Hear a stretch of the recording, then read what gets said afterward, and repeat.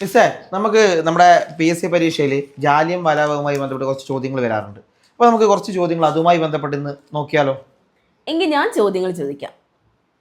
First, British സർക്കാരിന്റെ ഏത് നിയമത്തിനെതിരായിരുന്നു ജനങ്ങൾ ജാലിയൻ വാലാബാഗിലെ പ്രതിഷേധ സമരത്തിന് ഒത്തുചേർന്നത്? റൗലറ്റ് നിയമമല്ലേ ഉത്തരം? എങ്കിൽ അടുത്ത പ്രശാന്ത് സാറിനോട്, ജാലിയൻ വാലാബാഗ് കൂട്ടക്കൊല ഏത് വർഷം നടന്നത്?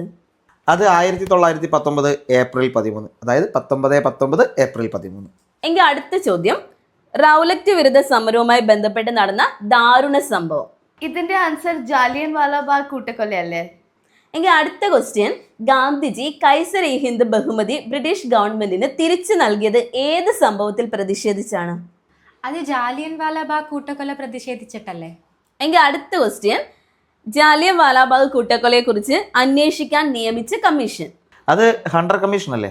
അടുത്ത ക്വസ്റ്റ്യൻ, ജാലിയൻ വാലാബാഗ് സംഭവത്തിന് കാരണമായ കരി നിയമം? ഇതിന്റെ ആൻസർ റൂലറ്റ് ആക്ട് അല്ലേ? ഇതുപോലത്തെ ഇൻഫോർമേറ്റീവ് വീഡിയോസിനെ ഫോളോ ചെയ്യൂ.